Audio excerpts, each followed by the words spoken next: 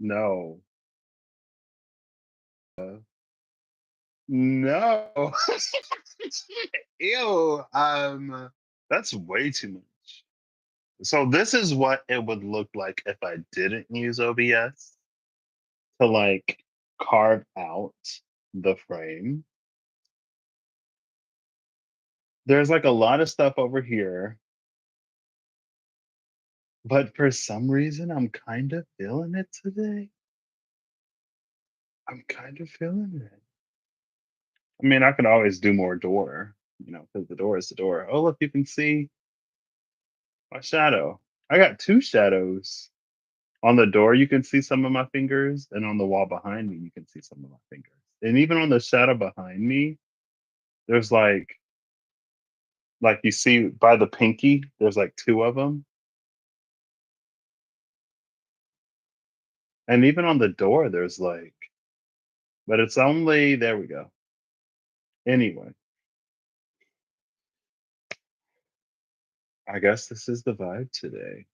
I don't even know if my audio is working because I'm not getting any feedback on the microphone.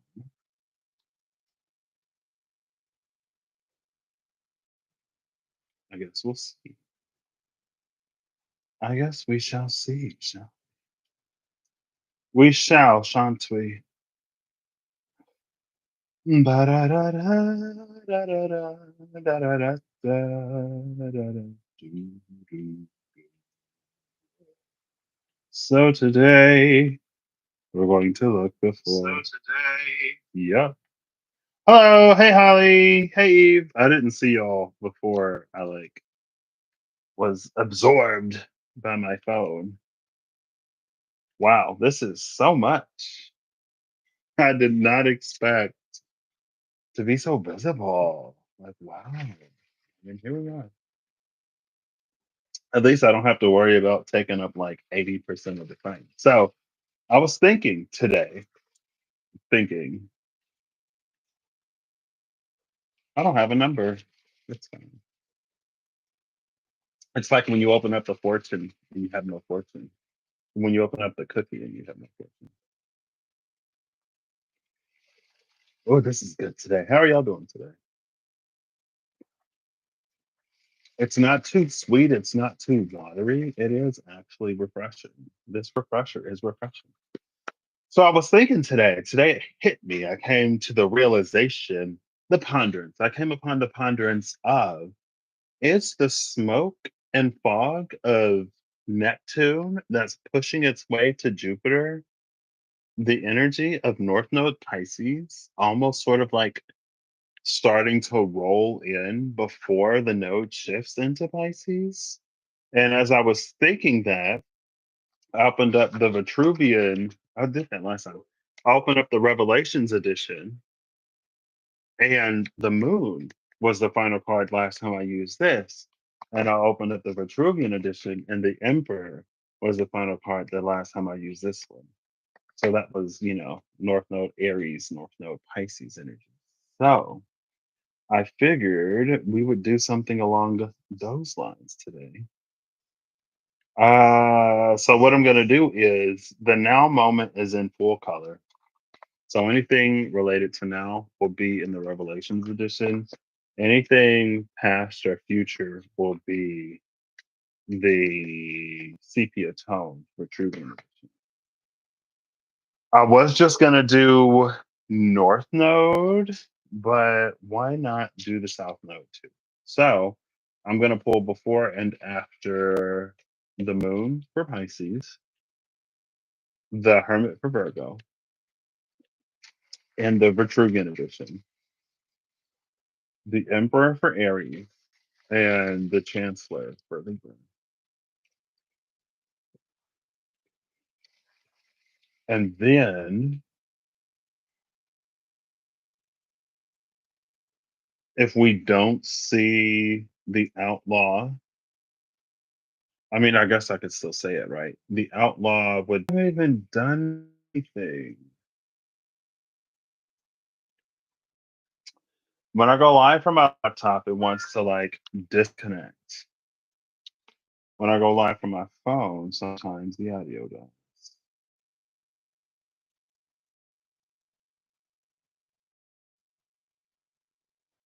Why'd she just text me? 4:44 on the clock.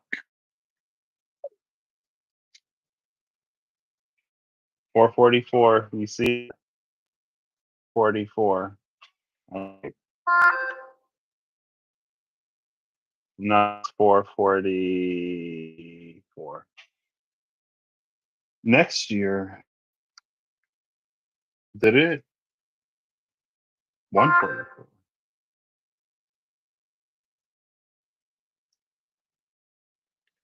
Why are you? I'm kidding. That's my number one fan texted me while I'm live, about the live. Like, hello, why are you here? So that's what we're gonna do. This is almost gone. I literally just said I can't help it. It's so good though. I went to the restroom right before I started this, so hopefully I can make it some amount of time before I have to go again. I started watching Nobody Wants This on Netflix because my journey buddy recommended it to me, and I'm loving it so far. And in the show, they have a podcast, and I guess she was like, people complained about them, uh, the number of pee breaks that they take or whatever. And I was like, oof, if that ain't me.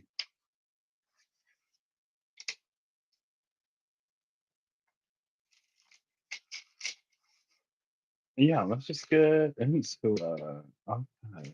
Some interesting images are at the cut.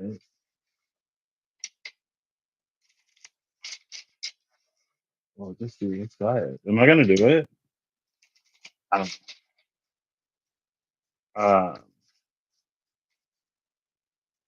I was saying maybe I won't do that, or maybe I will do that. Because as soon as I talked about it, I got hit with the disconnected, waiting for reconnection, whatever.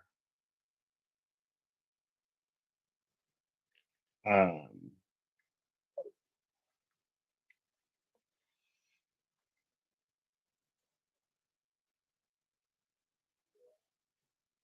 I don't know why I listened to that song today. Maybe I've been in. See, look, there's the Aries of Banker. Maybe I've been in a nostalgic music mode. Because my Discover Weekly, I feel like the only time I really listen to music now is at the gym.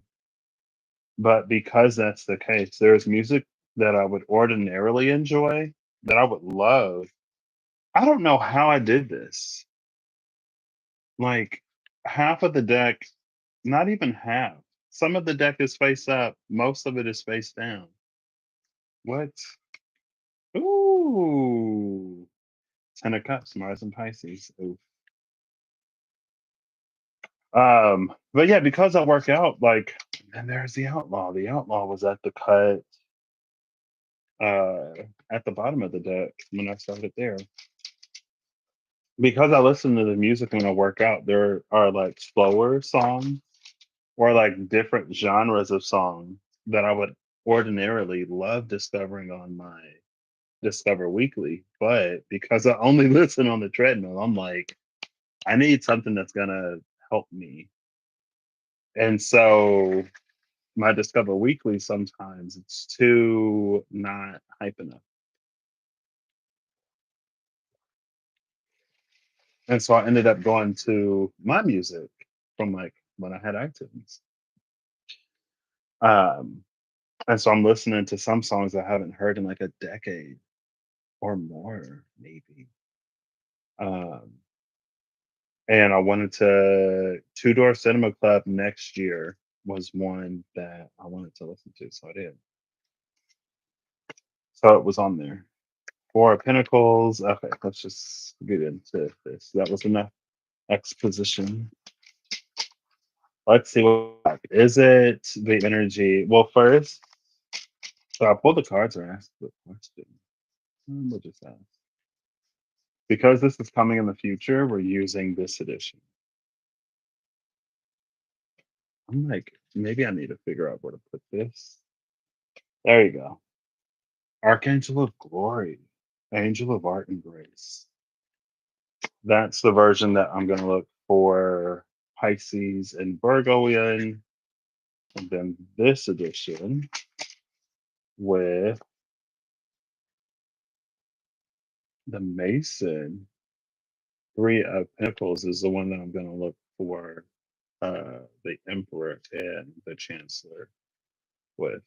Again, you can see in this edition, because we saw, I think it was the final card. We saw the Three of Orbs in the sepia toned edition yesterday, where they were just beginning the construction of something. And this version of the deck, it's completed, but maybe not necessarily open to the public yet. And it's interesting because earlier today, we went by the post office, and there's actually like a Masonic temple in town, and I noticed it today. I mean, it was kind of hard not to with the whole G and the compass thing, whatever, sticking outside of the building. We actually had to turn because there was road construction further down the way. So we didn't drive in front of it. We turned before we got the Mason. I need to slow down. All right, let's give it two shuffles and then we'll go. We'll see what's that. I have accepted that I'm not the 10-minute video girly, but that doesn't mean that this has to be 5 hours. Every now and then I'm like, oh, I want to do a short video. But then when it's like 37 minutes, I'm like, oh, well, maybe we can keep pushing. We have the Seeker, the Giver, and the Champion.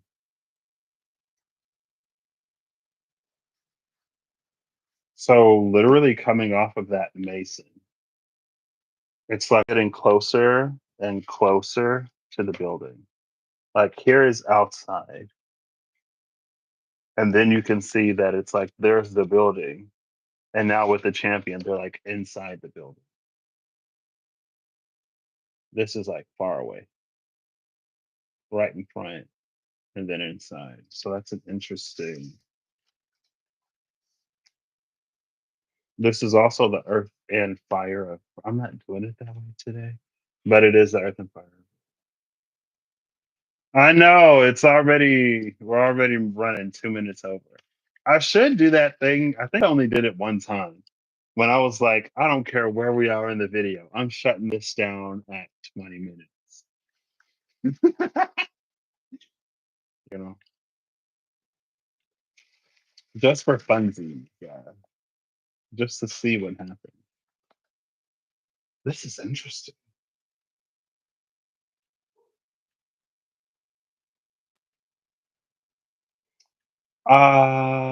The energy of a participation fee came out recently within the past month.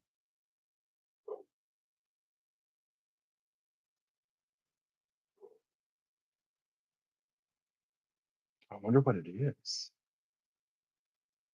We see the scales of we see scales that are balanced here. And this is Moon and Taurus. So this is interesting because the South Node is in Libra. Uh I wish I could I was watching maybe we watching a video or just thinking one day, I was like, I wish I could just do the final cards. Because sometimes it's like it recaps everything, I feel like perfectly, and then it like leads into whatever. Like maybe that's the point that I need to get to, where it's like I could just do final cards and have that be the reading. I could like record a whole video, stop it, and then go live for the final cards, or record the final cards separately from the video and just post that, hacks maybe. It's interesting that these scales are balanced here because the South Node is in Libra, which is masculine Venus, you could say. But in feminine Venus and Taurus on the other side, it's already balanced. But because this is moon in Taurus, it's like something is like almost like Libran energy is trying to balance something that's already balanced in the world in some way. But in Taurus is Uranus. Uranus rules Aquarius. So it's like, I don't know, it's interesting.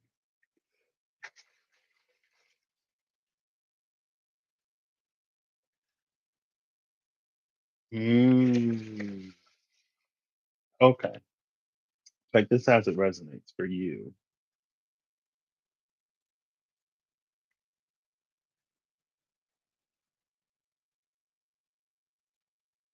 The seeker, the giver, the champion. Cool. Such interesting cards. Especially after that three of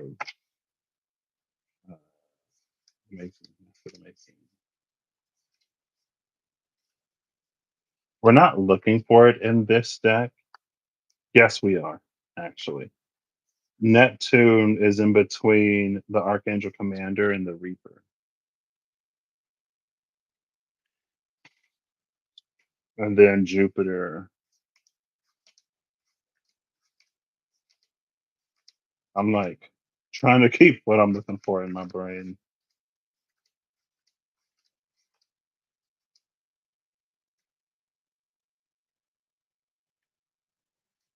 We just saw this card. This is Virgo, so we're not going to take it. But where Virgo is now, before the South Node moves into Virgo, it's in between Apocalypse and the Journeyman. Apocalypse is Judgment. But in this deck, it was like once because we just saw, I think we saw both of these, but the Eight of Orbs was in the Vitruvian edition. It was the sepia tone one, where it was the lovers, maybe this card and Judgment. Because it was like in the lovers, the 10th orb is in the tree separate from the rest of the tree of life. And then in this card, or in another one, someone was working to get the orb that was up in the tree and receiving it. And then in this card, it's like when they put it into place, that's when everything like lit up or whatever. And you can see now the 10th orb is in its rightful place at the bottom of the Kabbalah tree of life, the end of one, beginning of another. And then this is um, the same journeyman card that came out yesterday on the North Node world and the Two of Pentacles, the Nocturne, when we separated them. So,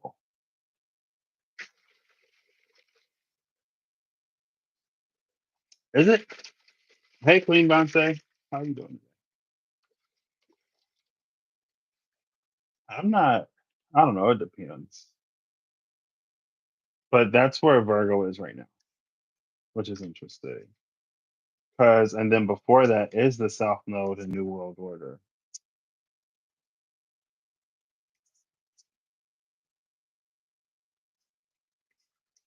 Anyway,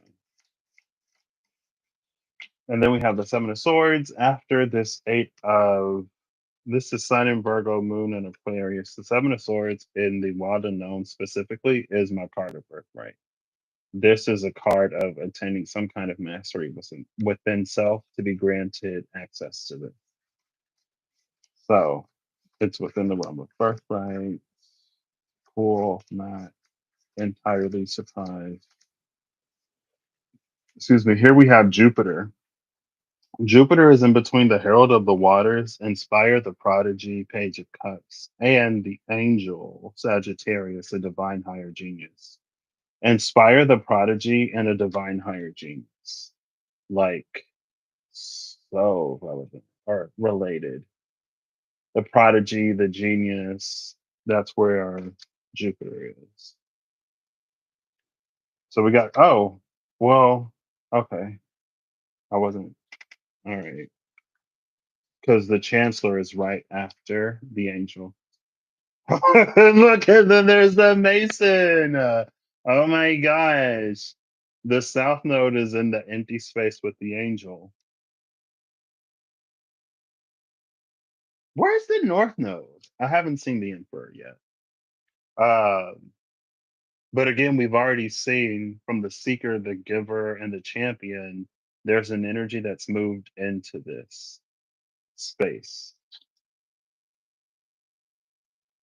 How do I put this on the table? Because on the other side of that angel again is Jupiter with the herald of the waters. Is this thing almost like it's related to this mist that's coming in.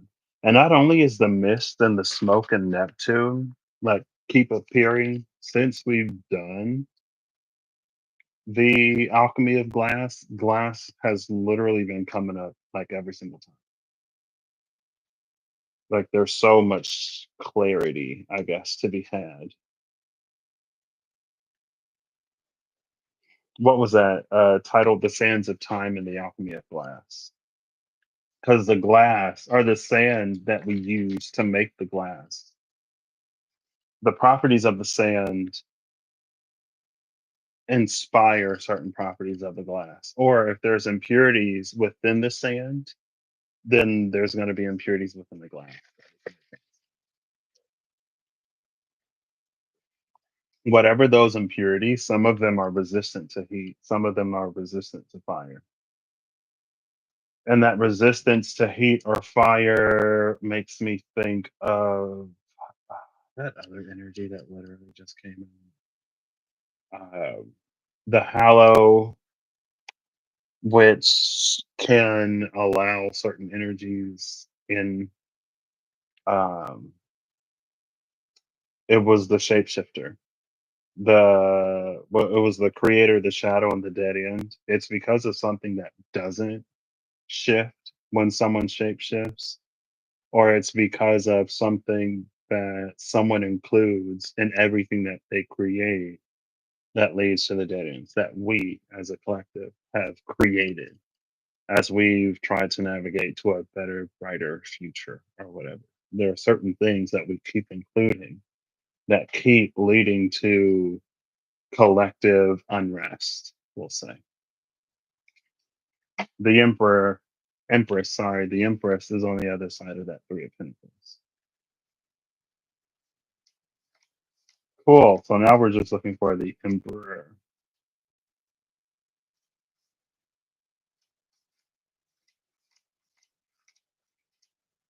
Here's the Moon.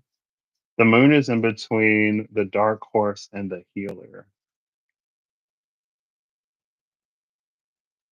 So we looked at Virgo, there's Pisces.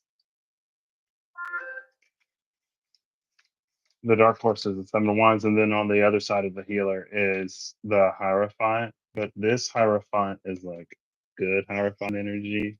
This is the kind of Hierophant that you actually want, not the kind that will assume the place of the divine but remain flawed in all of its humanity that leads to this like a skew upon a skew upon a skew upon a skew upon a skew. So everything is just like going to the left. You know, everything's going left. So Aries is the sharpshooter and the herald of the earth.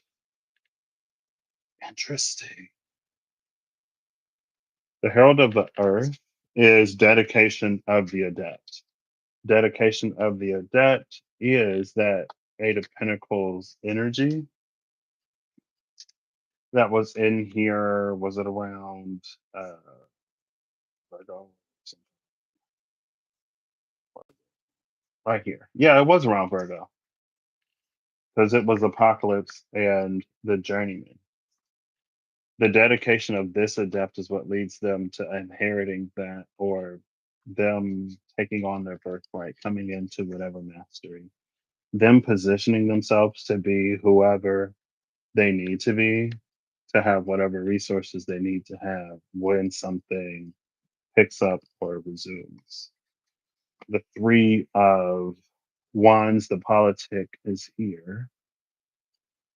And then on the other side is the Nine of Pentacles, the eminence. The Nine of Pentacles has been the favorite spell of the Nine of Pentacles is Hallow, which we saw in the Fable Maker's animated tarot, which is the whole reason why the Hollow Void is the Hallowed Void. Again, it goes back to the thing of when we create something, Hallow has the ability to exclude certain energies, but it can also include certain energies. And there are energies that we may be including because those energies have always been included by virtue of the way that people, by virtue of the way that human, which again is what always leads to some kind of eventual unrest because of the things that we bring with us into new energy. Why the creator and its incomplete knowledge of the shadow keep experiencing keeps experiencing dead ends. Cool. So again, Jupiter is directly connected to South Node Libra. Jupiter is in Gemini, has been trining the South Node, trining the South Node, sextiling the North Node. So while it has a favorable relationship to the North Node and the direction that we're heading in, it's easier to slip back into what we were doing before. Almost like the whole reason why we are seeking what we're seeking or moving the way that we're moving in the first place.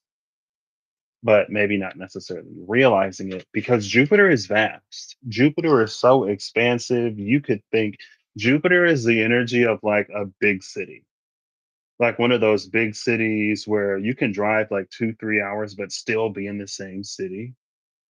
Like that's almost what or Jupiter trining the South Node has could have been or could be. Like we're making that movement, we're doing the thing with North Node Aries, but again, it's like there's some kind of attachment or some kind of limiter. We're still in the same city. And because we're still in the same city, we're gonna get more of the same, right? It may be different for a hot minute, but and it's like you may have a different alderman or you may be in a different district of that city, but city politics and policies are going to be the same, right?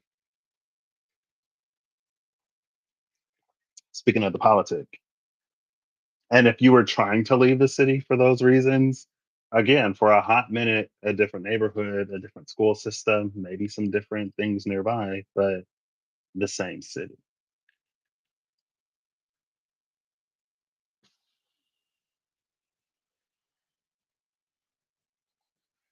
Jupiter connected to the Herald of the Waters. We also have heralds of water and earth. This one connected to Jupiter. This one connected to the North Node. Excuse me. We saw the water of Cancer and the earth of Virgo with the ones as a challenge. It could almost be these energies. This is like the communication that's happening. I feel like it's symbolic of the communication that's happening between the North Node and Jupiter.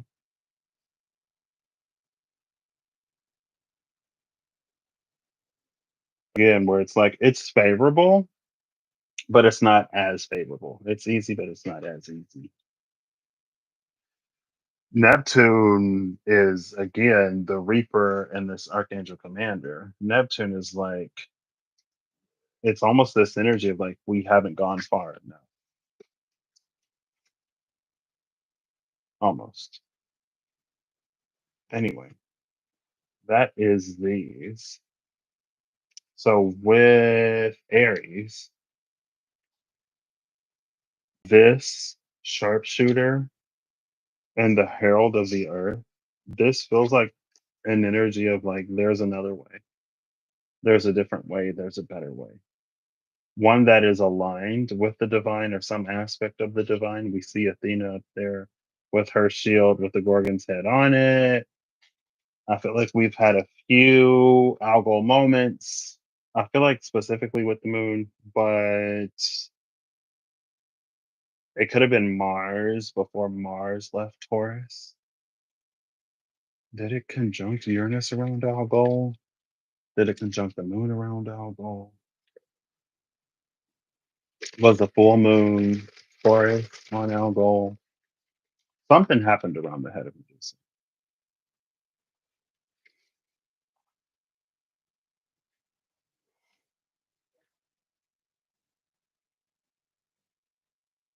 It also feels like this could be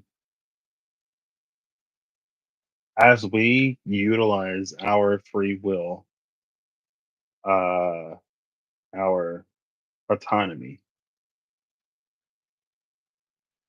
It feels like to align, like there's some alignment between autonomy and free will and some kind of spiritual force or forces that causes a quickening in Earth. Almost like the Earth is responding to something, like letting you know that like what you're doing is working, right? So like let's say that you have a plant and you care for the plant in the way that Google or the almanac tells you that you're supposed to. But you're like, for like, I feel like the plant wants more water, wants more or less shade, or likes this environment. If you put the plant where you think it it's like if you put the plant where you feel like it feels it would be best supported by its environment, it will quickly respond so that you know, like, yes, this is where I want to be. Even if it isn't where all the other plants want to be or how you typically care for the plant because the earth is changing, the environment is changing. And I guess if the plants want to survive, then they'll have to adapt like everybody else, the animals and everything else, right? And so the plant is like, okay, well, if I had to, I could like survive in this environment. It's almost, it makes me think of the acidity of the soil for azaleas back when I was doing the farmer's almanac thing. And I think azaleas like for the soil to be a little bit more acidic, if I'm remembering correctly. I don't know. Anyway, 33 minutes. Let's see what is up. So this is for when is that? Oh, the lovers. Who is that? The priestess and the lovers. For when the nodes shift into Pisces and Virgo.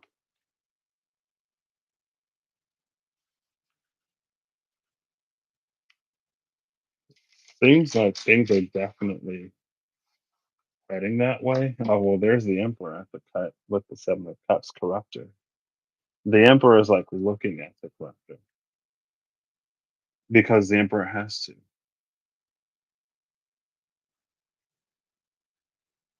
right? If this is about growing a plant, the Emperor looking at the corruptor, when at first it was more so like aligning with something that is working with this Eight of Wands, increased momentum, it happens quicker, but there are also things that the plant is reacting to in a not so positive way. I moved the plant into an area of the house where it gets more sunlight, thinking that it would want more sunlight, and then it started to wilt because it was actually too much. So there's a little bit of an energy of like tuning into what something actually needs or wants versus tuning into what we think it requires. Almost the difference between the golden rule and the platinum rule. The golden rule is to treat others how you wish to be treated. The platinum rule is to treat others how they wish to be treated. Yeah. almost leaning into something like that. Now we have the Emperor and the Contender. It's it's interesting.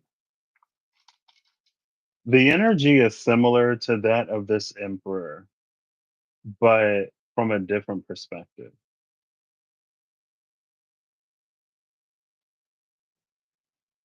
And the Emperor is symbolizing North Node Aries. So while the North Node is in Aries, it's reading as this, but after the node moves into Pisces, it has this almost hindsight energy of like realizing that something wasn't maybe what we thought it was, which again almost plays into the hallow. It plays into that creation. As much as we create and as much as we manifest, as much progress as we've made, there are still some things that remain unaddressed that continue to cause unrest. And maybe right now, because the energy of Aries is like on a high, it's easy to like overlook or ignore. But when we look at it from a hindsight perspective, it almost co- comes off as like there's something that we're ignoring because we think like we're riding the wave or whatever. And eventually the wave will come to a rest. It will rejoin the sea or the ocean. And then it may be one of those like, man, like I should have taken care of that. Like, yeah, it may have been a little bit of a buzzkill or whatever, but now that the wave is over, I would have been in a better position had I done it.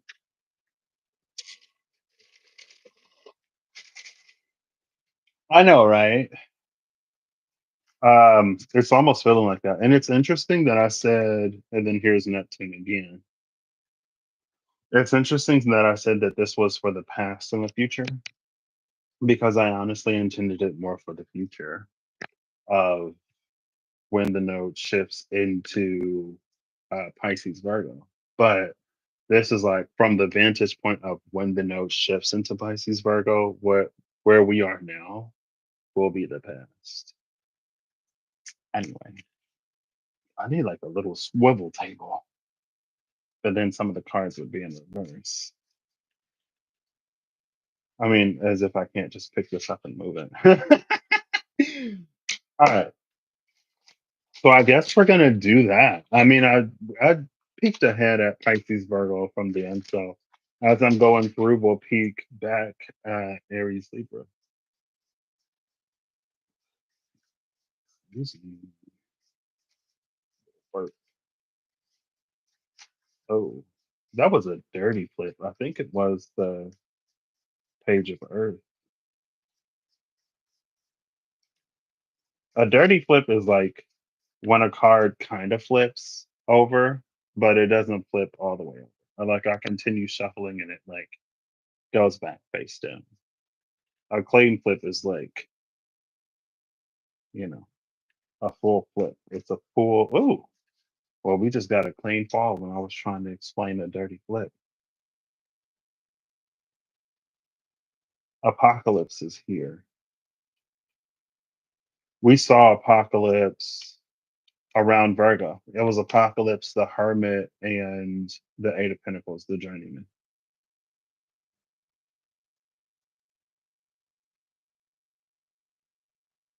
I didn't pull it because from the past, Virgo was the future.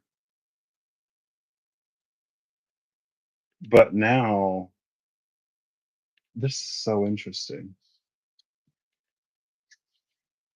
Again, I didn't pull it out because this is supposed to be something that happens after the nodes switch. But looking at the nodal shift, it's either coming in the energy of the past or something that's even further out into the future. But it's like it's a reference to now. It's a reference to now, but this is something that we think that's going to happen tomorrow.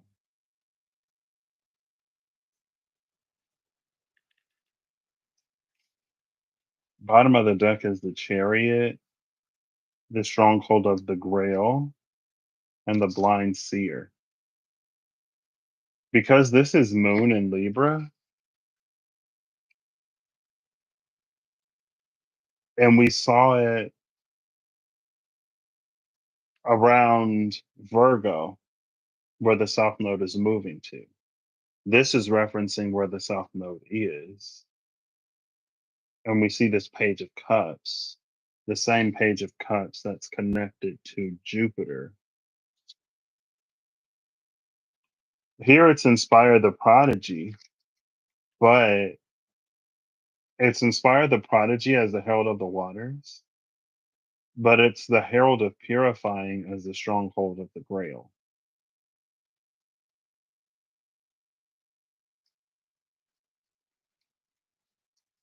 This is so interesting. This is around Jupiter.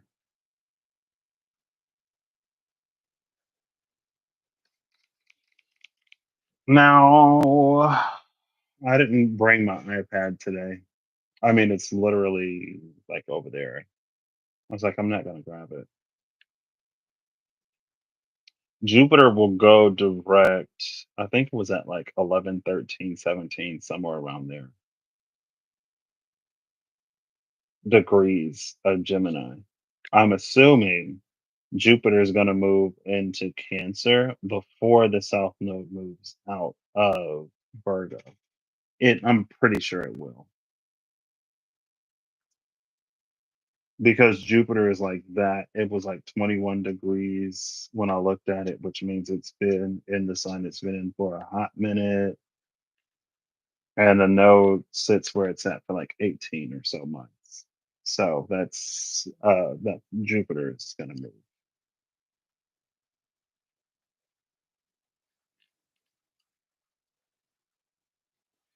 Because the Chariot is here with the Blind Seer.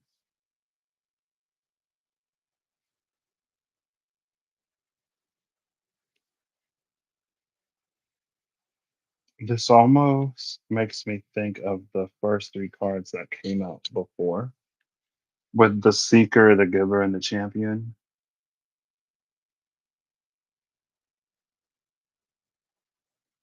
I don't know. This just kind of, I don't know where this falls timeline wise. I guess I don't have to.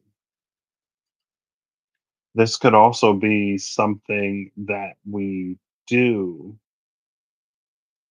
that doesn't fully play out until later.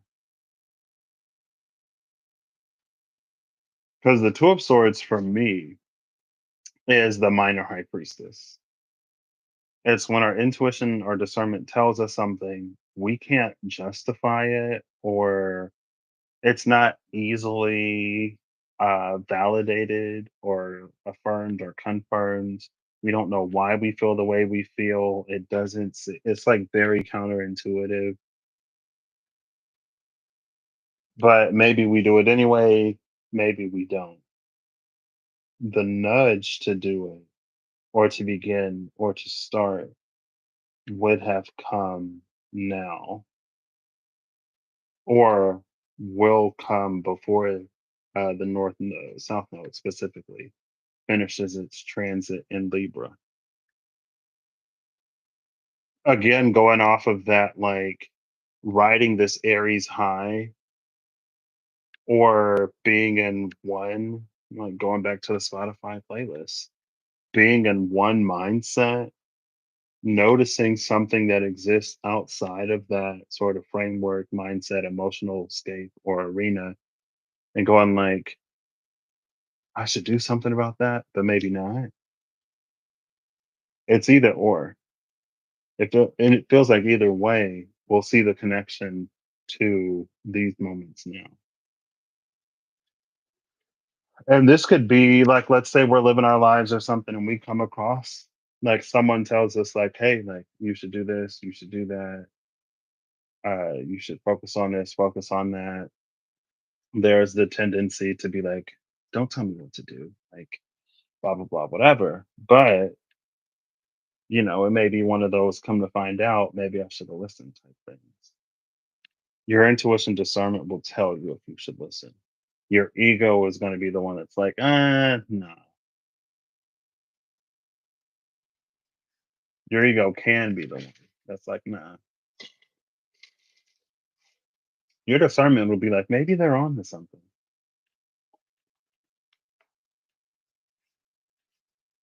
Didn't expect to see that there. But this is the apocalypse.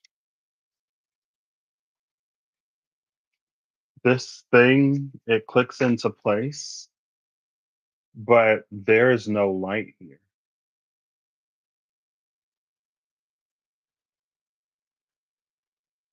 There's no light here. When we saw apocalypse over here, it was accompanied by the fanfare of lights and stuff.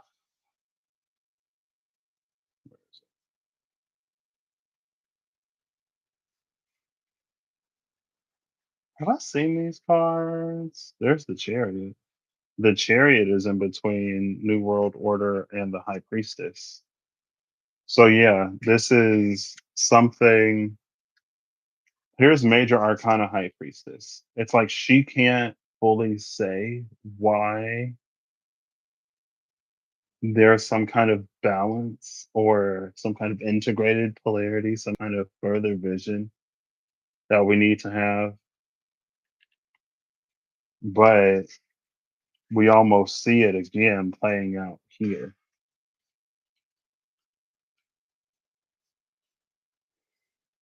with the Minor High Priestess. We didn't know, but we'll find out. But also like North Node and Pisces, right?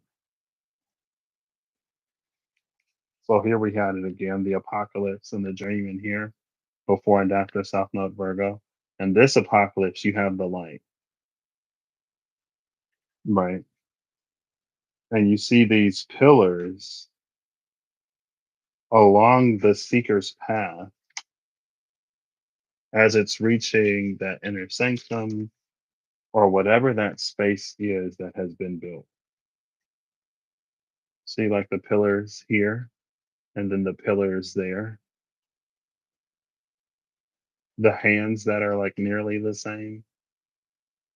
These are cupped in a way where it can hold something. These are not necessarily yet.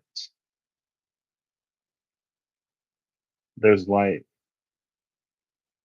if we do it now. But here,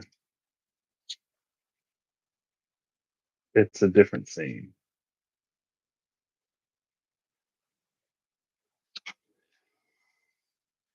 Maybe that's a whole bunch of like, oh, we should have did this or we should have did that or I put that back in the deck, but I didn't put these back in the deck.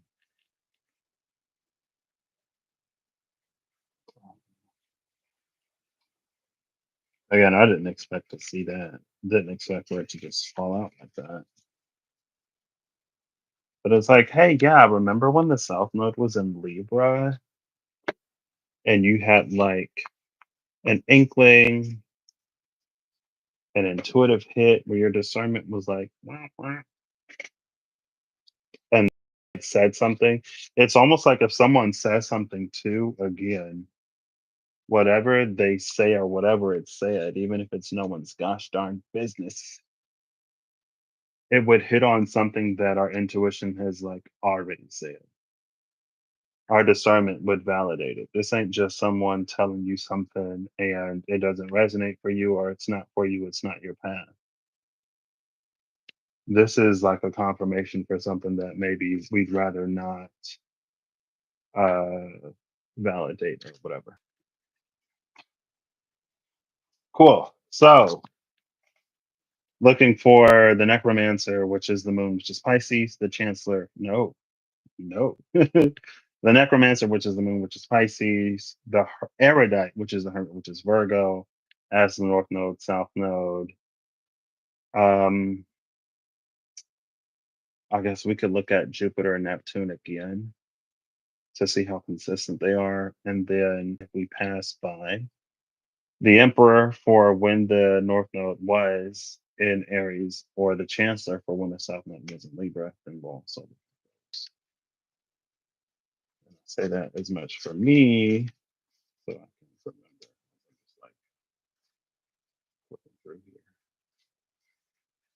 There's Jupiter already. Between the shining flame and the haunt is no, that's Sagittarius. Just kidding. LOL, LOL, LOL, LOL, LOL. That's Sagittarius. Hold up. Oh, okay. Because the angel is here. I was like, the angel is in between Libra and Jupiter. That's why the angel is on the table, because it came out before South Node Libra, also before Jupiter. Sagittarius being with Jupiter is interesting because Jupiter also rules Sagittarius. Neptune only rules one sign, and it's Pisces. This is mutable fire, Knight of Wands, which is also Sagittarius. This is Gemini.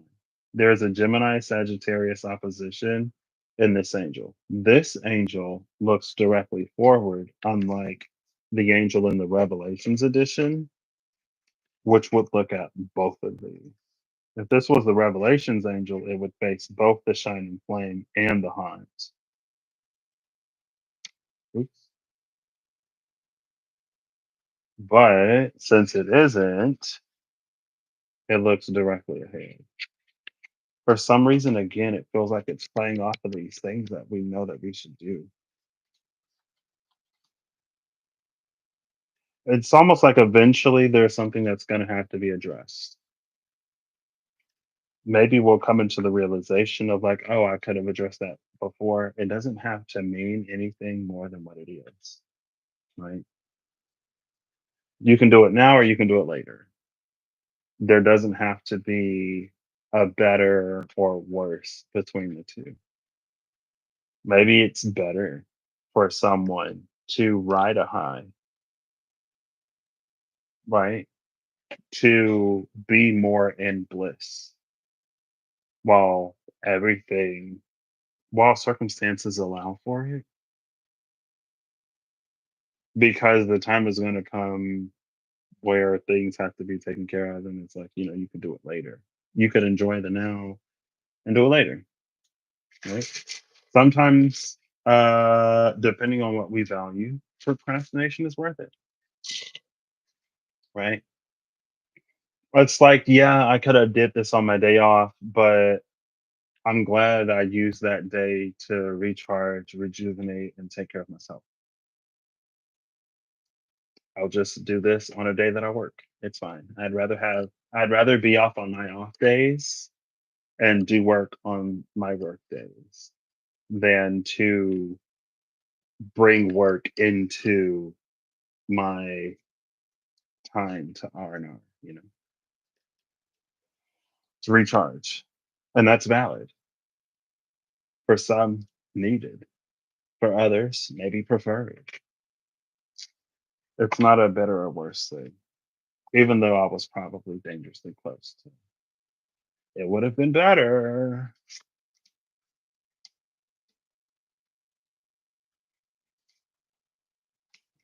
I'm not looking for that card, so it's fine.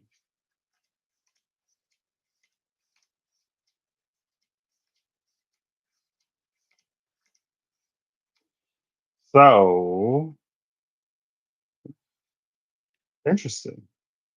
The erudite South Node Virgo. The South Node is coming up first. We found Libra before we found Aries. It's in between the Tower and the Champion.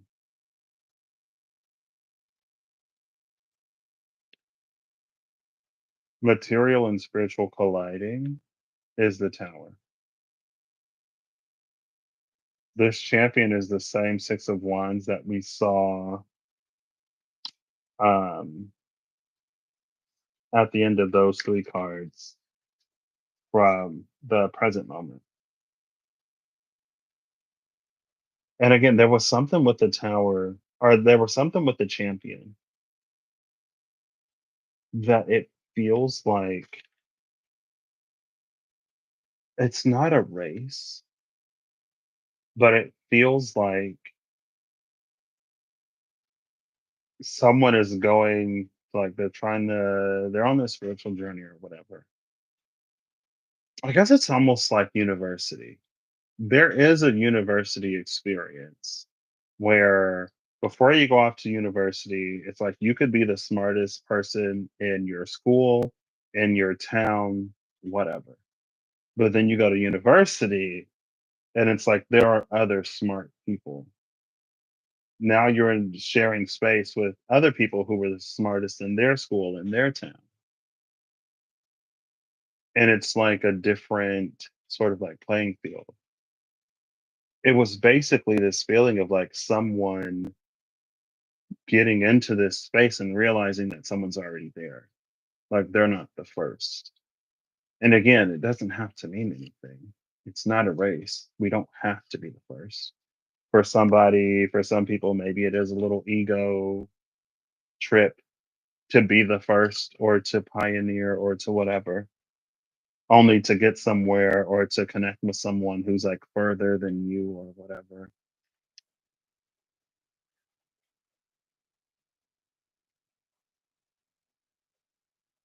Because the tower is here. Also, this is the acts of Shiva that removes corruption. The herald of the waters is herald of the purifying. We started with the emperor and the seven of cups, the corrupter. And it was like there are things that the emperor has to look at, right? So again, it's like there's an opportunity for whatever South Node Virgo will be purifying to have already been cleansed and purified while the South Node was in Libra. And again, that was that moon in Taurus with the six of pentacles, where it's like there's something that South Node Libra is balancing, but in some instances, it's already balanced. The Two of Swords is also Moon in Libra, which is playing into that. Maybe there were things that we didn't see in full color, full clarity now.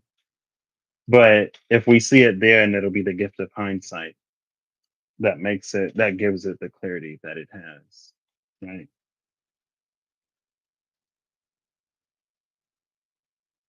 But that's like Virgonian energy is associated with like purity.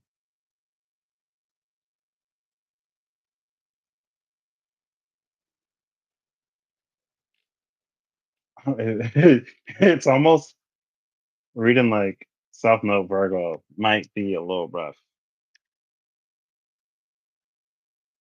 because by that point, Pluto will be back in Aquarius. Pluto will be firmly in Aquarius. So the foundation will be set. There are no more Plutonian opportunities to go into the foundation and do an overhaul. At this point, we're just building. And if something was rushed, or if somebody cheaped out on materials or the construction and they build too high too quickly, it's like things could fall. And then South Node Virgo would be like cleaning up the rubble. Maybe not, but and then we have this holy see. The this is the Hierophant when the Hierophant came out in the other one, and I was like, this isn't the Hierophant that is man that elevates himself to the space of the divine, but carries all of his humanity with him. So it's like more and more and more and more and more and more skewed from what the truth of divinity actually is. That's this Hierophant. And I was actually thinking about that earlier today for some reason. How sometimes we make God and gods, the divine, like us. And it's like we bring the divine or the energy of divinity down to where we are rather than us ascending to where it is. And it's just like when divinity falls, there are so many traps of the human ego, pitfalls of the human experience that it can like fall through rather than us rising to where the divine is and almost being like elevated so that we don't fall as readily, as easily, or as many times into those pitfalls and traps. And it's because human ego, right? And other things, but I don't know. I feel like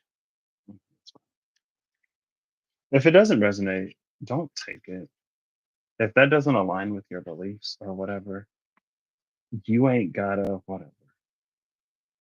Maybe it's just Patrick and Patrick's journey or Patrick's current perception of things that is as fallible as anything. But again, it's like we try to make the divine like us because we don't want to. Sometimes it's not that we don't want to move or that we don't want to go anywhere. It's like, I don't know, we don't want to feel bad about ourselves. We don't want to be wrong.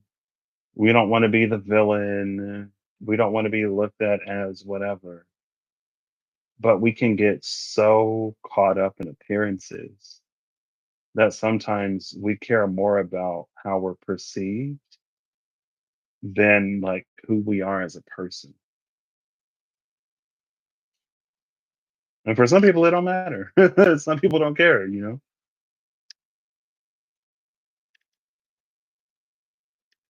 And it's like it's these games of comparison that we play. We guilt, shame, and blame ourselves and make ourselves feel worse for things just like being what they are. Sometimes you can acknowledge that something is what it is without it being necessarily like a judgment or whatever, right? Like if you're 5'2", you're 5'2", and that's fine. If you're 5'7" and and there's this complex about your height, it's like you can be 5'7" and be proudly 5'7". You ain't gotta say 5'9", 5'10", 5'11" on your Tinder dating profiles or because when somebody meets you in real life, they're gonna see that you're 5'7". You know, it's like we try to elevate ourselves or inflate ourselves to be whatever, but then when things happen in real life, if there is no substance in that, if there's a gap, like what do it's almost like what do we expect, you know? And again, it's like being 5'2", 5'7", 5 whatever, it's fine. We don't have to make ourselves any more than whatever. Obviously, it's not. Obviously, I don't. It's just like a thing that some people do. They're taller, or but again, that kind of sort of plays into this hierophant energy that will like. There's a craftiness to a hierophant that isn't truly about being a hierophant, meaning like the duties, roles, and responsibilities of a hierophant. It's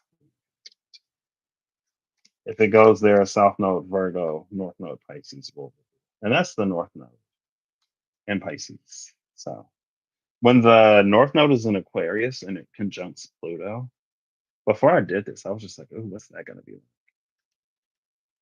Neptune is between the Demiurge and the Vagabond. Four of Wands, Five of Pentacles. I was actually thinking about this before I went live, and so far, the energies here are so like polarizing. And I was thinking, like, I wonder if the nodes being mutable signs are gonna be more polarizing. Like there's going to be this experience and then there's going to be that experience because the nodes themselves are mutable. It's almost like there's more room to sort of breathe. There's a wider array of experience that can fall within that specific energy because it's mutable.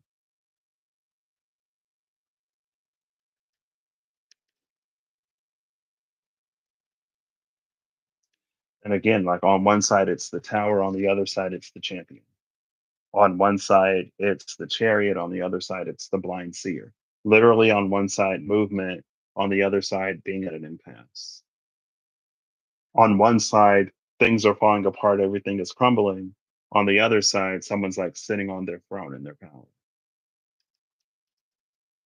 On one side, one person feels empowered, and this is coming off of the Empress to affect their life and reality. On the other side, someone feels like they're left out in the cold with no resources and limited comforts.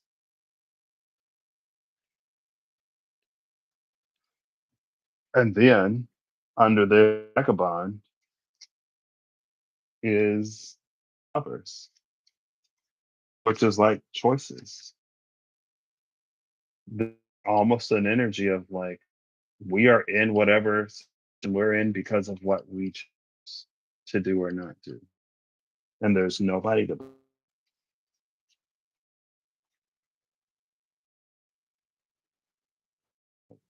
this. I don't know if it's Virgo that's bringing this severity or just like the energy of the South Node in general. It ain't got to be Virgo, but I feel like if there's one sign that you don't want the South Node to be in, probably as a person, as a human being with like feelings and emotions and wanting to feel whatever, it's like I feel like South Node Virgo is not the one to play with because there are other South Nodes that will be what they are. But I feel like it may not necessarily be so blatantly and obviously tied to who we are every day. Again, that's that like sixth house day to day energy of Virgo. Virgo is mutable earth. Nothing on earth that is natural necessarily changes overnight unless it's due to disaster. There could be a storm, but then that's not some unpredictable thing. That's a clearing that happened if it happens naturally. Natural disasters, it seems like a lot of times aren't even what they used to be. Like everything is more intense, unfortunately for us and those affected. Um, but sometimes even then, it's because of choices and decisions that we've made over time. It's because of things that we've overlooked or decided were or weren't actually affecting or impacting things. And who knows? But here, there is a focus and emphasis on what we do in our day to day lives. And if we continuously neglect something to the point where it gets really bad, it's on us. Especially if our intuition discernment was like, hey, you might want to look at this, especially if there were times where our intuition discernment was validated, was like, hey, you might want to look at that. But again, it's like sometimes there's some things that are so connected from the truth. It's like not because it's like not grounded or because it's less and less and less grounded, it becomes almost more like hit or miss. It's just maybe Pisces. We still got Jupiter.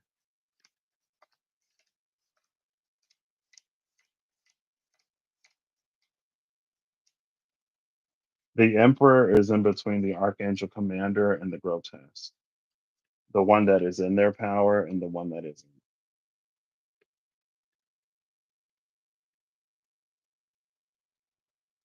And again, the Emperor here was aligning. with some kind of higher power or energy or whatever.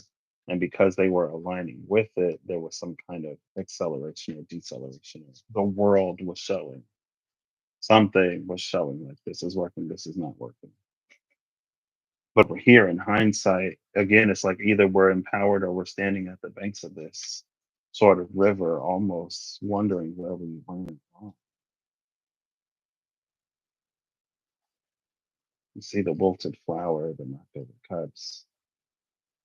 And it's not that we won't have opportunities to, when the nodes do switch, to be like, this is where I am in life. That's where I want to go. Okay, I need to pick myself up and do something, or I need to, because Pisces also includes the realm of like faith.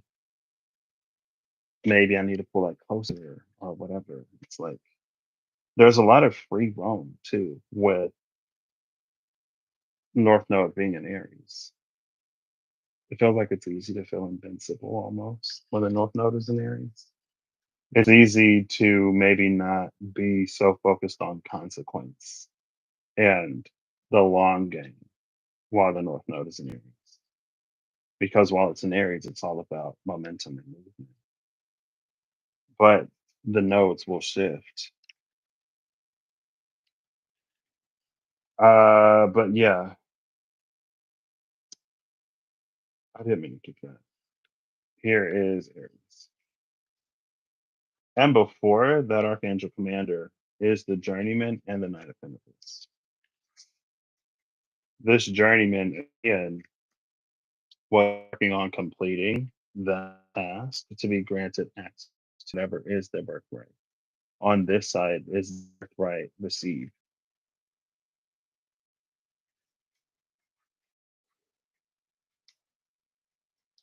Before that is the Nine of Pentacles. And it feels like no matter no matter the choice we make, there's, excuse me, there's always a path forward. And it's almost like there's always going to be, it makes me think of the mother of Homed, Dawn, in the Mausolea Oracle of Souls, how her and her husband ruled, and but it was something like they ruled but they didn't honor the gods or something. And so when judgment day came, when their time came, because they rejected the gods while they were living, the gods rejected them in their afterlife. But they ended up founding the homestead, which was this place of refuge in the wastelands for all of the people who were rejected for one reason or another. But it was almost an energy of like that's where they were meant to be. So it's like what was viewed as a punishment at one time, or what was viewed as unfortunate at one time, with enough maybe courage and tenacity at a later point in time when things begin to transpire, or maybe one day after living life you look back and you go like, oh, like this was meant to be. And there's a happiness and a fulfillment that is there. And it's like that was the true purpose. But when they were initially rejected, like the end of the world, it felt like. But it was like the divine saying, like, you are so whatever, and you would do so well, like I need you here. And how we feel that is how we feel about that. And like here's the Ten of Wands. Ten of Wands, again, it feels like it and it's burdensome until what we understand. We're grateful and appreciate it. So it's not all bad. I have barely any cards left. So, okay, they're connected. Jupiter and Libra are connected again, but this time they're side by side. There is no Sagittarius angel in between, but even this angel was looking at both Jupiter and again, because the angel in the Revelations edition has two faces, it's capable. of both Jupiter and Libra. And with this, it's almost the energy of like pulling them, Jupiter, Libra, and connecting them. Jupiter will move one line closer to Libra.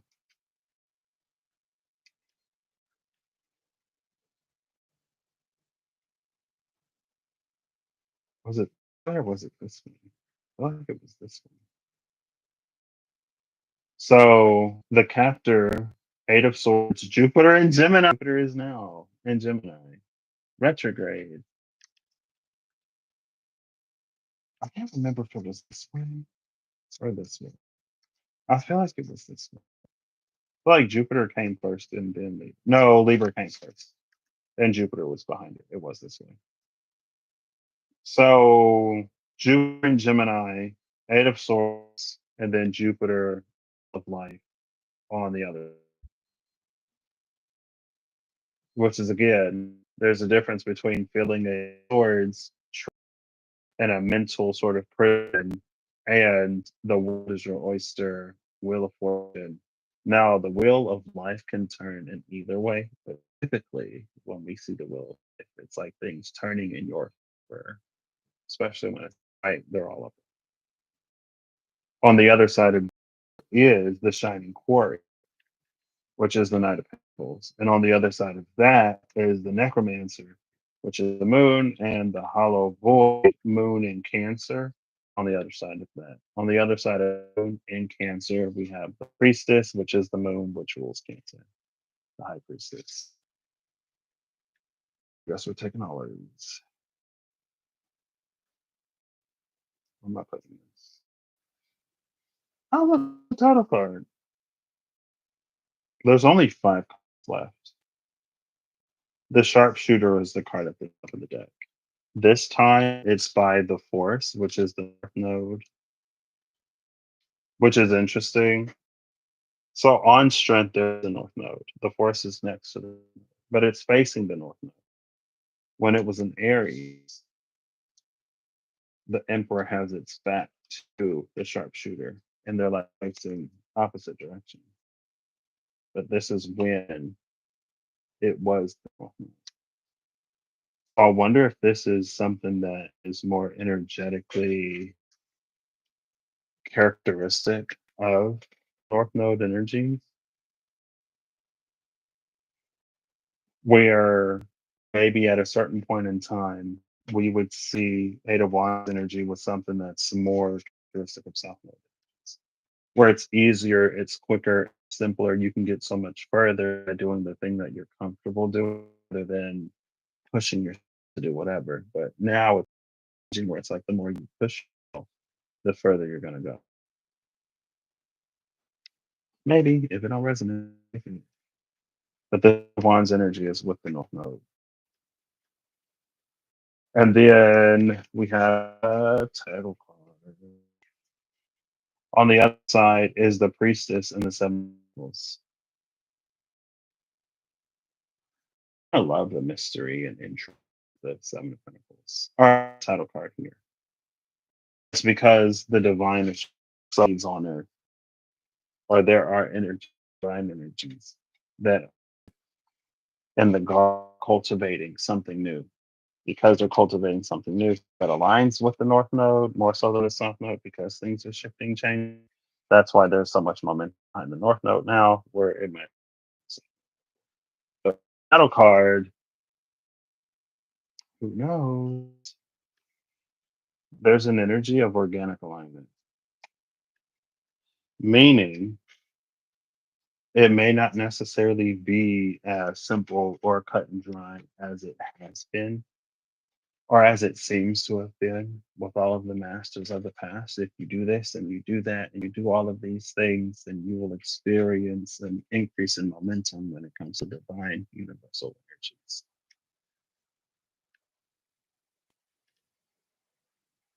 Maybe we're in a space of relearning again because things are shifting, changing. But the Eight of Swords, the Eight of Swords and Justice, with this being justice the chancellor, this is a rough energy. This is a I feel like it justice. Now, if we just look at it as South Node Libra, maybe it's less harsh. But if we're looking at it as justice, that's rough because justice is this is like this is someone who earned their sentence. This is justice saying you earned your sentence, you deserve your imprisonment, you're on timeout because like or it feels like that because again this energy was more aligned with the south node and it feels like all of the momentum is shifting towards north node. It also makes me think it makes me think of when times change and when there are people who are like, well, back in my time we did this and back in my time we did that and I wish things would go back. And it's like all of the ease and flow and momentum of things back in my day. Now today, it's like things are different. The world has changed. Things have progressed. So it's like at this day and age, who would want to go back to dial-up where you can't use your landline or your phone? Like cell phones weren't as much of a thing back then. You can't use your landline if you want to be on the internet.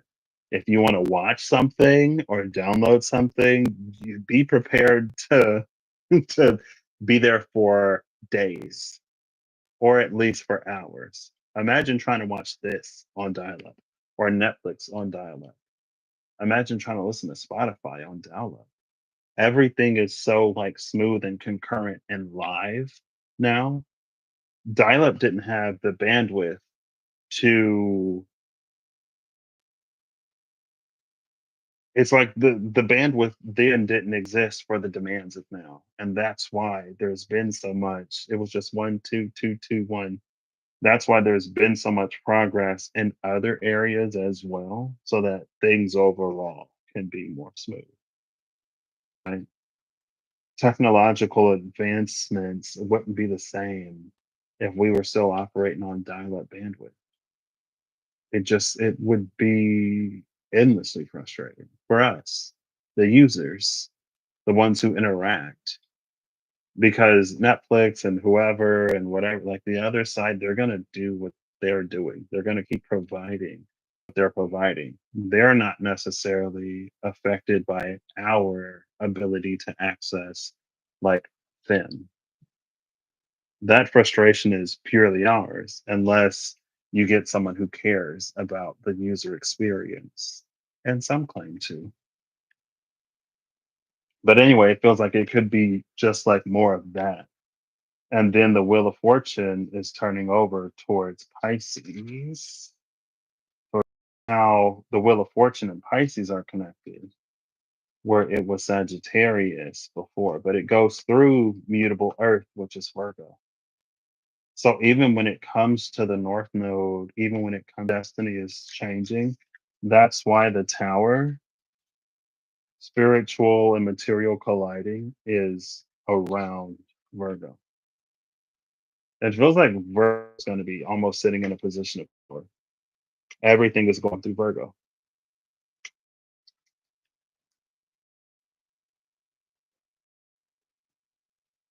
Because again, even here,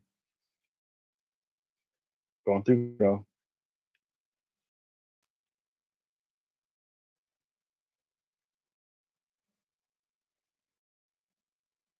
Cool.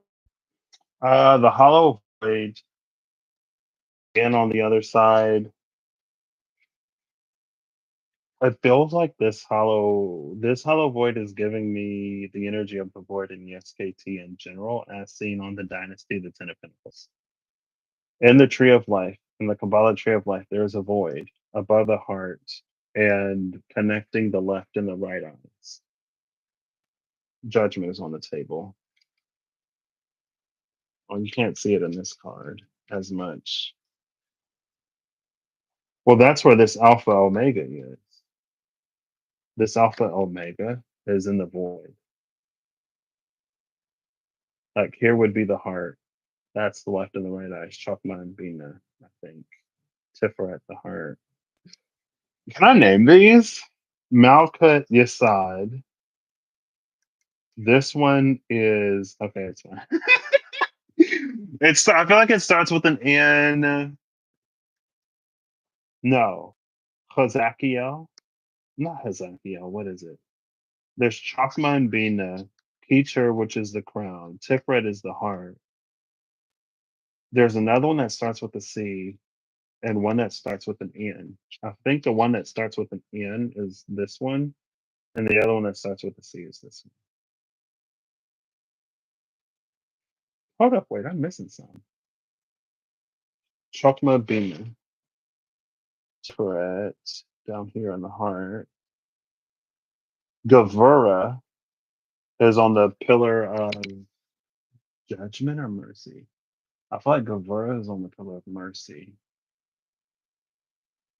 And then who's it? It's fine. Anyway, see ya, Holly. Enjoy the rest of your day. Yeah, that's what this is. It feels like everything is go. I don't know. I don't know. When the nodes switch, it feels like everything is going to be going through a purifying. That could again also be tied to Pluto going into Aquarius, where that purifying it's almost more natural, right? And this doesn't like you can think of this in terms of where we sit as a collective humanity because of what we demand from companies, because of how we uh, demand to be treated, like when we go to work, because we demand from our governments and from our politicians, because we're so what we demand from our food with a certain like food quality or water quality, because demand more, we expect that because we are asked or calling for and more uh, not clarity but transparency in things that which is impure or of ill substance or whatever almost will naturally find itself in a way of being like weeded out because people are aware and because people are asking those questions.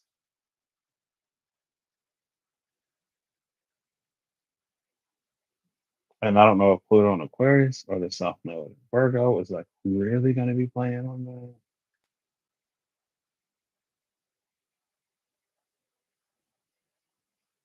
What's the next year? Let's see. What is that? Uh, Ch- Chinese zodiac 2025 years. Hey, let's just do that. 22 5, the year of the snake, after the year of the dragon, and then dreams calculator.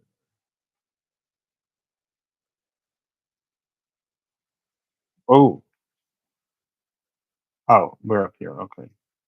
For was it July 26th,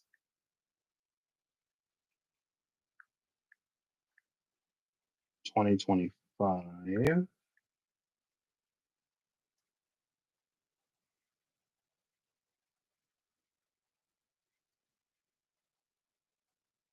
The yellow resonant seed is going to be the next year. How is this possible? We just had a storm seed cycle. I feel like we've had a storm seed cycle since I've known about the dream seed. Is it because of the leap year? Hold up, what? Yeah, yeah. Right? Moon one, day one. So it's the seed and the serpent. I don't know. Anyway. Uh, I don't know if it's necessarily going to be lightening up. This isn't necessarily what I expected. I was kind of like a little bit low key writing it. I was feeling like after the A's Libra, like it'll be good. But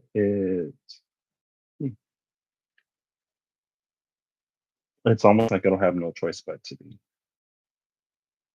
Things will either, and again, it like I'm not surprised because of where we are today with celebrity culture being what it is, with everything being what it is. And maybe that's the thing too. I feel like we've manifested in a way. We, being whoever it applies to, are like and demanding transparency and clarity and to see things as they are. And it's interesting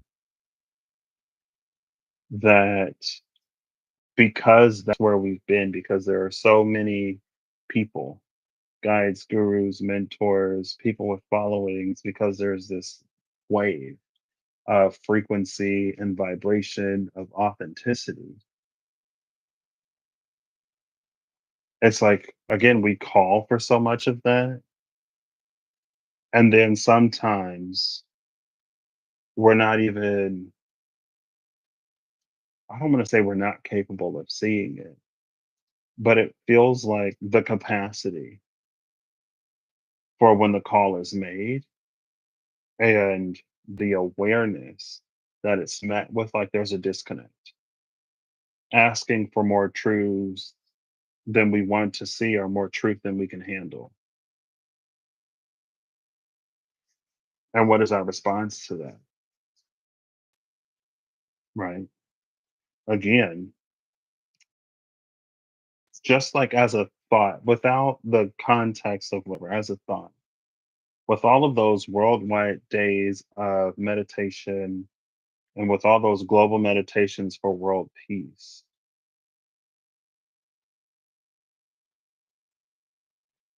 what do or what did we think the path to peace would be as we convince more and more and more and more and more and more and more and more people to start demanding these things, asking for these things, manifesting these things? What did we think would become of like our lives and our reality? You know, like if you know that you exist within a framework, a world that is so rife with corruption, and you're manifesting an awakening, a purifying, a cleaning, a healing, or whatever, we are manifesting all of these things. What do we think our lives will be? You know, do we imagine not being impacted or affected? How was that supposed to play out? How was it to go? Like what was supposed to happen? And it's like things are so polarized, partially because of that which is as it is and that which is not claims to be, or desire. Oh, it's between the two. And our relative ability to accept truth that we are shown or the things that we see. Now, we ourselves are in the position of determining what is true and what is untrue, what is real and what is not real. And again, it feels like it almost plays on this encouraged sometimes detachment from actual reality, to ask, to see, and to blind oneself willingly when shown. And so it's almost like it feels like part of the chaos is to call for something and not. It's like if you're sitting at a table at a restaurant with finite space and you order something and you don't want it, you order something you don't want it, you order things faster than the table can be cleared. Eventually, you're not going to have any more room for the next thing you try to order, and it's going to be a mess, chaos on the table because everything's ordered, nothing is cleared, and it feels like it almost feels like there's this machine component that or there's this momentum that builds up where it's like the more crowded your table is, the more plates you request because of your displeasure with how crowded the table is or whatever. And it's like maybe we are sampling things as we order it and we're like, I don't want this, I don't want this, I don't want this. More of that, less of this. But again, it's like the plate isn't given any, or the table isn't, the waiters, the staff isn't, it's not given any time to clear the table before we're asking for something else. And again, it feels like one of the things that may work against us as humans, as humanity, as individual people, is we're going to be back in mutable nodes. Pisces, Pisces has the space. Pisces is the whole 12th house. Pisces is more than the 12th house because the tendrils of Pisces run through everything. And Virgo can compartmentalize and organize and whatever like a pro. Virgo will make the space. Pisces has the space. And it feels like, again, it feels like the rate at which things are requested doesn't compete with the rate that things are cleared away. So we inundate ourselves and we are instructed and guided to inundate ourselves. And then we're empowered sometimes to not handle face to dress things that we ask to be brought to our attention for us to handle face and address. I don't know. Or maybe not, right? Maybe I'm just projecting and maybe I'm not real. Maybe I'm the illusion. It's just, I don't, it's, I think we as people in general don't do a great job at thinking too far ahead or of maybe sometimes considering what life would be if we get what we ask for and how our lives will be affected, impacted, and changed either.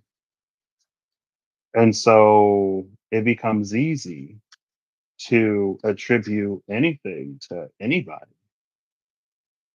And as long as we don't want to see it, then we are, however likely as we are, to allow ourselves to fall into intentional deception. Like we want to be deceived.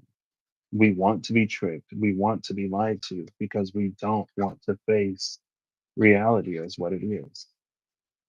Sometimes we don't want to acknowledge what our choices, decisions, and our agency brings to our own lives. And of course, for the one that says they want the truth, for the one that demands the truth, but also wants to be lied to, what is the solution? For the one that demands truth, but doesn't want to face inconvenient truths or truths that don't align with one's conception of reality, what is the solution? I don't know, but it seems like Pisces Virgo is, it'll make it better or worse. Again, it feels like Pisces and Virgo, they have the bandwidth to encapsulate many experiences, nearly any experience, every experience. from the day to the long term, from the job we work because we have to the fantasy dream as we vision escapes or a better life. It incorporates all. But still, we can choose the things that we can be empowered to choose and be courageous and brave, and we can face things because we know Pluto is going to be done in Capricorn. The foundation is what it is, and we can always address the foundation. Pluto doesn't Pluto doesn't have to be in Capricorn to do that, but being in Capricorn was a great opportunity to do that. But Pluto goes so deep, we're starting to see stuff in the foundation that we probably don't have the capacity to whatever because we didn't do whatever. It's like that's from hundreds of years ago. Anyway, all right, we're gonna do this one first. We're gonna get a final card. We have the stronghold. I also didn't get any cards for uh, any of the strongholds or heralds that came out because the messages.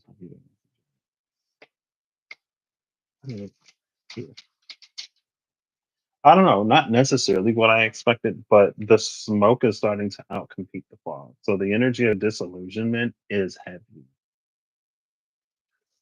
It is heavy. And like that's perspective. That's the interesting about Mars and Saturn being labeled as malefics. As Mars and Saturn are the planets that I feel in my very limited understanding and knowledge of everything. Like if I wanted to make a change in my real life and my actual, if I wanted to see change in like 3D reality, I would go to Saturn understanding to know the rules, what I need to do, what would be helpful, what would be beneficial, and to depend upon the resourcefulness of Saturn. And then I would go to Mars for the drive, the action, the ability to actually put in the work, the construction. Saturn is the architect, Mars is the construction worker. And together they build reality. And it's not that the interior exterior design of Venus isn't important, and it's not that the what clearance of Jupiter isn't important, but it doesn't lend itself to functionality, survivability, uh, practicality, or anything. It's like having something that looks really, really, really, really nice and luxurious and expensive, but it doesn't besides look nice and luxurious. And I don't know, it's just like who benefits from the knowledge of everything and drive being looked at how it's been looked at. Who wins? You know, the powers that be. I don't know. The angel just came out with New World Order at the bottom of the deck.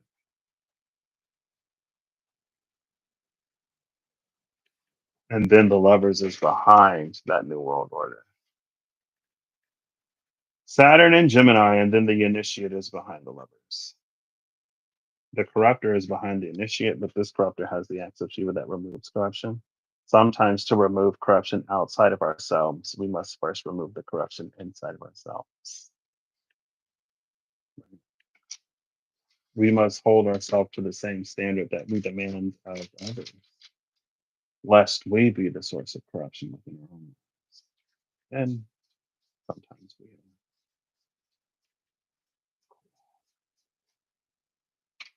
All right, I'm going to go to the next one.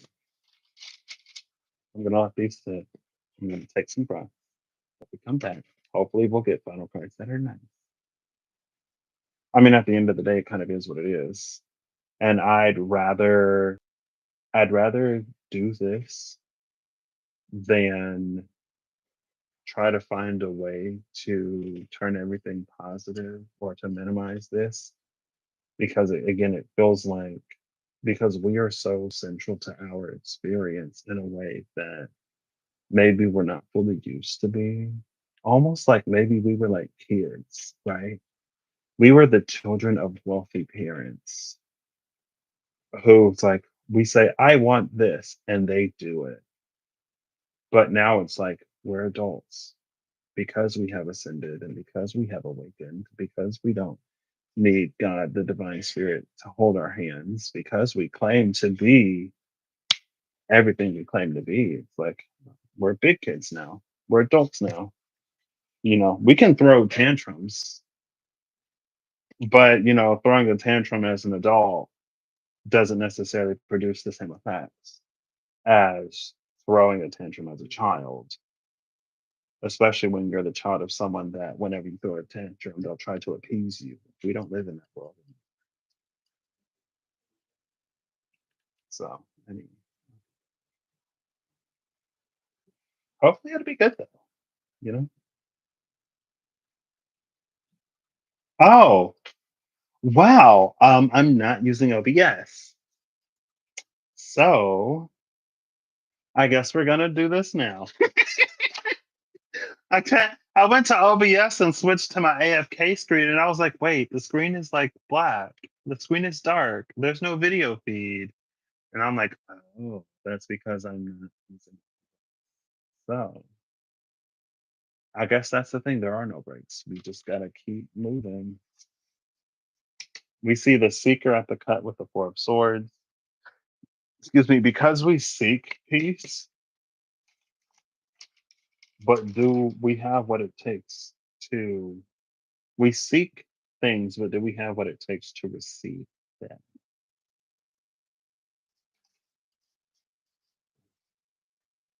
Mars, the tower, with the moon in Cancer, the hollow void, material and spiritual colliding.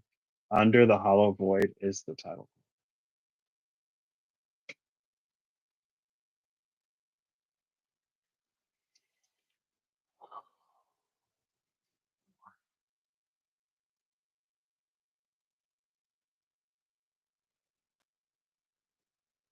There is blood on this axe, but no indication of what has been cut. Also, we've just seen the acts of Shiva that was corruption in the corruptor. This is almost a be careful what you wish for because you just might get it. Almost. Because again, it goes back to the um, that energy of manifesting, desiring a removal of corruption in the external world. But if we are a source of corruption in the external world, if we act in ways that go against, if we act in ways that produce things that go against what it is that we're manifesting, if we're calling, depending on what we're calling down and who we're calling it down from, we are not immune to what is that? We are not treated with impunity. So if you call down justice, justice is ruling on everything and everybody. When you take someone to court for major arcana justice, everyone is the defendant. Everyone has to prove their own whatever.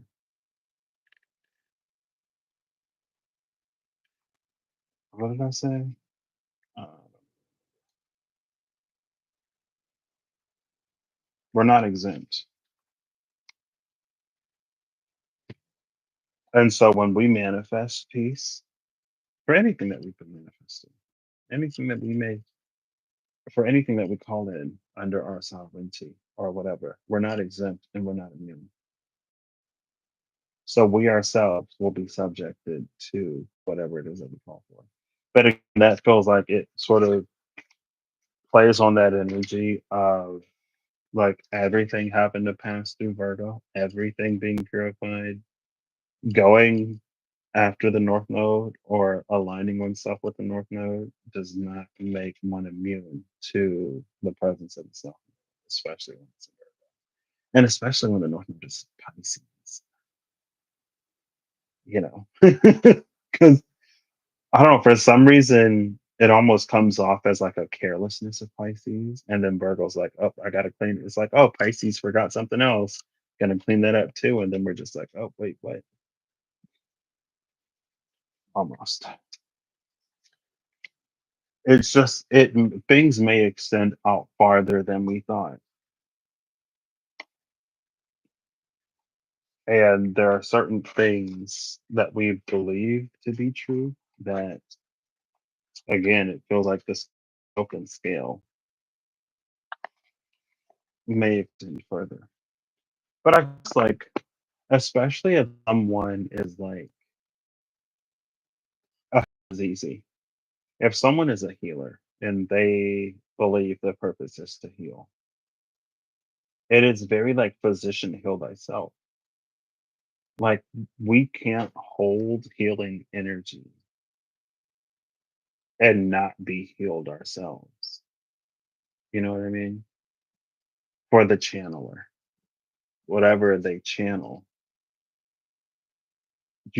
we can't be vessels or conduits or whatever channels and be unaffected by those energies. So it's like to be a healer is to also be continuously in this thing.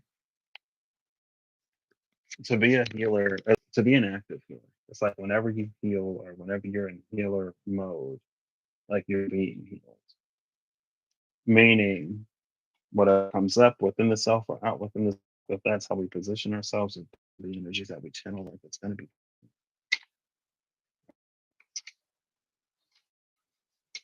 it feels like the poet that is hold the medallion. And anyway,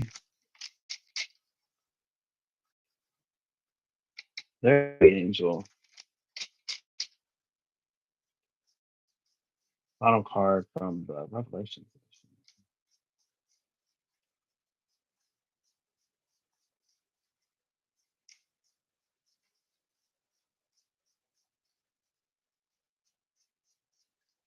And maybe that's why there's like so much like blast and clarity and things like that. So at least when we head into North Node Pisces, South Node Virgo, at least it's like hopefully we will have seen whatever we need to see to like prepare ourselves. It's almost like if someone's like, there's the tower and strength, the force and tower. It's almost like if someone witnesses something, sees something, whatever, and they're like, I wish I could have like been prepared before you just sprung this on me. Like now is the time for that preparation. It's also interesting. So going off of the Jupiter and Juno from yesterday, how Jupiter is in a place of like wanting to apologize or whatever, and Juno hasn't had the same time to come to terms as Jupiter has. I was on the treadmill and there was like paternity court was on TV. And there was a husband and a wife, and the husband didn't think that the baby was his, and the wife was like, it's your baby. And the wife, it had been 18 months of the wife fighting with the husband for the husband to like be a part of his child's life and to be responsible.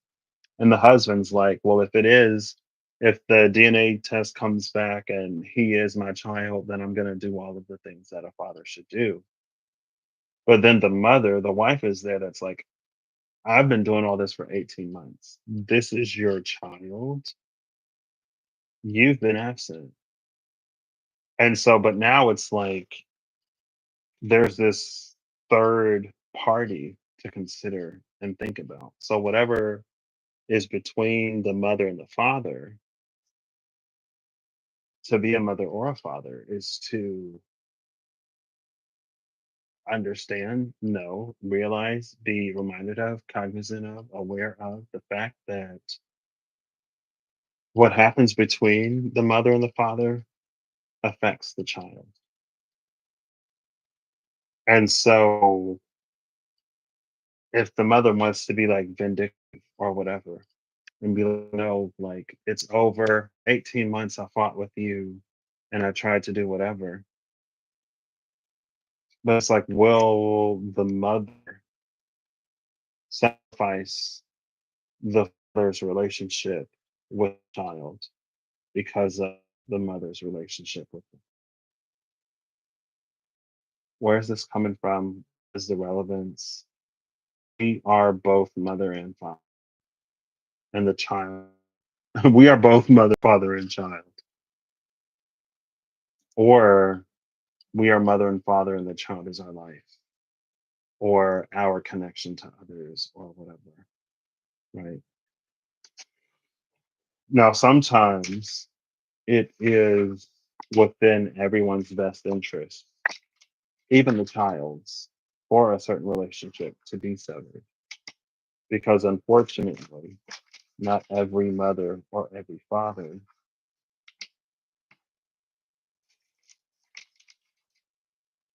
can be selfless enough or out of themselves enough to consider the child or are in a position to have the capacity to. Right? Like if someone's in a really, really hard way,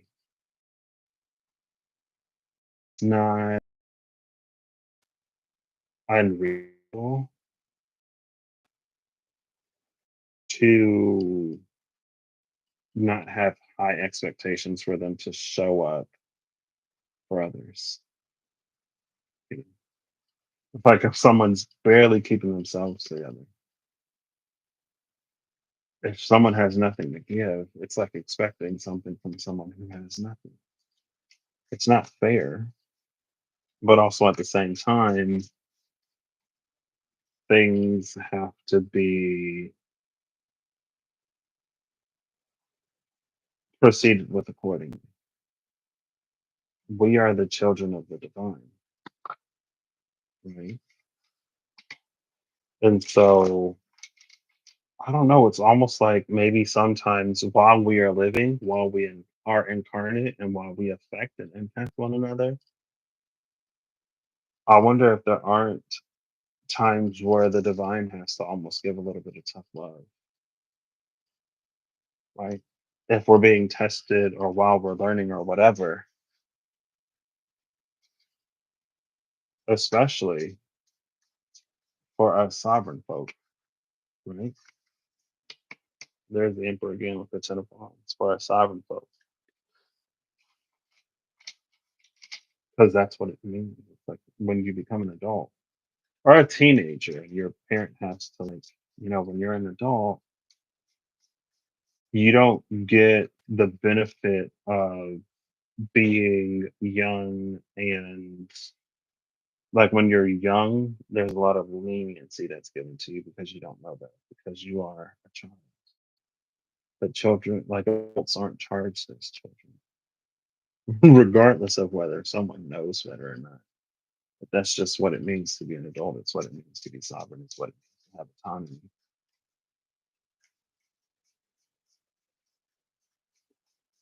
Oh, I can call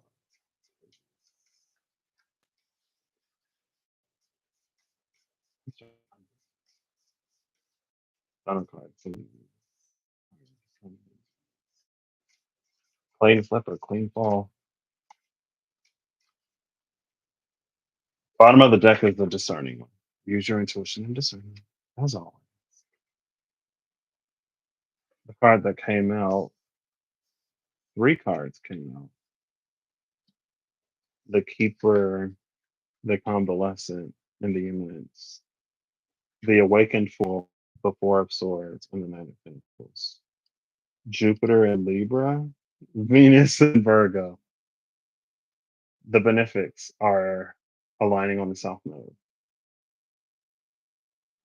And then there's the keeper, spirit and petition of spirit. Again with the discerning at the button. So I hope you all have an amazing day whenever you see this. I hope you're acting alignment to make all that you wish to experience your reality. Whatever you need along your path, journey the way, I hope you find. Thank y'all for stopping by. Those who stopped by.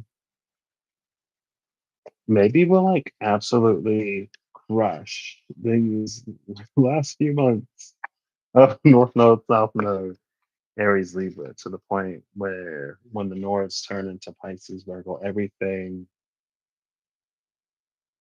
will be created. It's almost like from a higher octave or from like a more purified vibration because we are aware of the things that cause us to create or align in ways that generate unrest or in ways that aren't sustainable and therefore invite destruction and decay. So we can build things that are meant to last, not sponsored by batteries, but go, you know, energizer, so we can keep going, built to last. And uh, like Mr. Bunny. So I catch you all later. Bye. This was a lot. Maybe that's when also this is also like symbolic. I can't even like the wider frame, symbolic of Virgo and Pisces, like a larger stage, grander stage, bigger platform. It's mutable. It can accommodate lots of things. Let's hope that we get the better of those things.